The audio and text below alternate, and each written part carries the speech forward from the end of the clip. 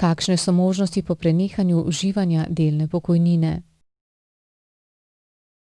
Po prenehanju obveznega zavarovanja na podlagi vložene zahteve za predčasno ali starostno pokojnino, zavod po uradni dolžnosti preveri naslednje možnosti.